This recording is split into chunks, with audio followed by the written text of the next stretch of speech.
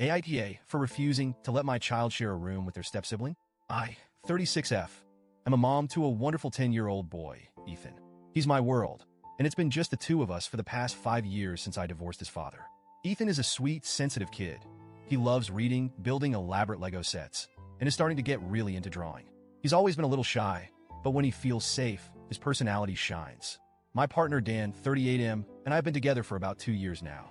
We met through mutual friends, and honestly, I wasn't looking for a relationship at the time. I was focused on Ethan and trying to rebuild my life post-divorce. But Dan was so kind, patient, and understanding. He never pushed me and was incredibly supportive, which eventually won me over. Dan has an 11-year-old daughter, Lila, from his previous marriage. Lila is with us every other week, and she's a great kid, outgoing, funny, and very sweet. She and Ethan get along really well, which was such a relief to me.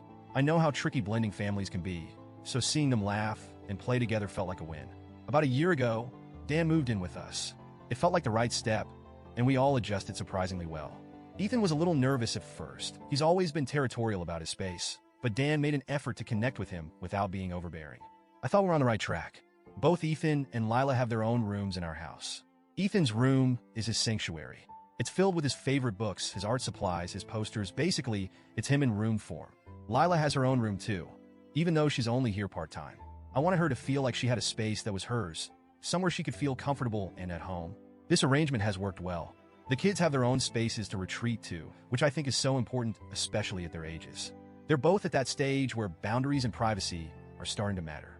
But recently, Dan brought up something that's thrown me for a loop. Dan works from home and has been using our kitchen table as his office. I know it's not ideal. He's constantly having to pack up his stuff for meals, and there's no real privacy for him when he's on calls.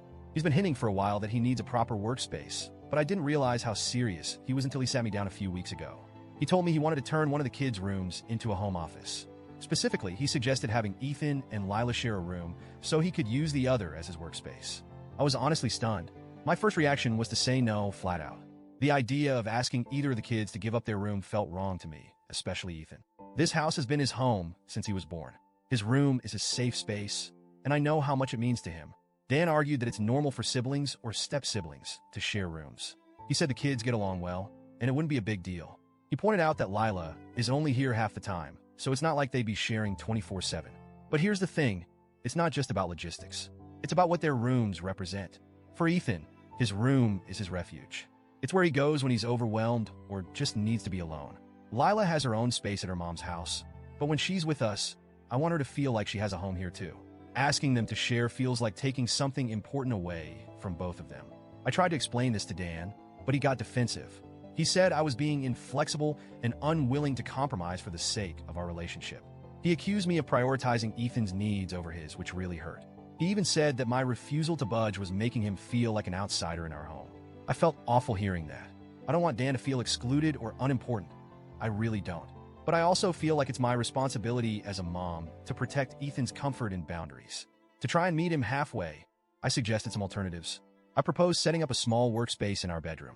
Our room is big enough to accommodate a desk, and while it's not ideal, I thought it was a fair compromise.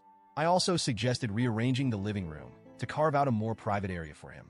But Dan dismissed both ideas, saying they wouldn't work. He argued that the bedroom should be a shared space for us, not a work area, and that the living room would be too noisy and distracting. The conversation escalated, and now it's turned into a full-blown issue. Dan keeps bringing up how he's the one making all the sacrifices in our relationship. He said he moved into my house, not our house, and that he's been bending over backward to fit into a space that doesn't really feel like his. I get where he's coming from. I really do. I understand that working at the kitchen table is frustrating and that he wants to feel like he has a stake in this home. But I don't think the solution is to uproot the kids. Ethan hasn't said anything directly, but I can tell he's been listening to our conversations. He's been spending more time in his room lately, almost like he's afraid it might be taken away. That absolutely breaks my heart. The idea of him losing his safe space makes me feel like I'm failing him as a mom. Lila hasn't weighed in either, but I wonder how she'd feel about sharing a room. She's a little older than Ethan and has started wanting more privacy. I don't think she'd be thrilled about having to share a space, even if it's just part-time. Dan, on the other hand, is clearly still upset. He's been distant lately, not outright angry, but cold. He's made a few passive-aggressive comments about how I'm unwilling to make sacrifices for our family, and how this is proof that I'll always put Ethan first. And you know what? Maybe I am putting Ethan first. He's my son. I'm his mom. Of course, I'm going to prioritize his needs, especially when it comes to something as fundamental as his sense of security in his own home. But at the same time, I don't want Dan to feel like he's second place. I love him, and I want our relationship to work. I want us to be a happy, blended family. I'm stuck. I don't know how to navigate this without hurting someone. If I stand my ground, Dan might continue feeling like he's not truly part of this household. If I cave, Ethan and possibly Lila could end up feeling displaced and resentful. So, Reddit. AITA for refusing to let my child share a room with their step-sibling to make space for a home office? How do I balance the needs of my partner and my son without tearing our family apart?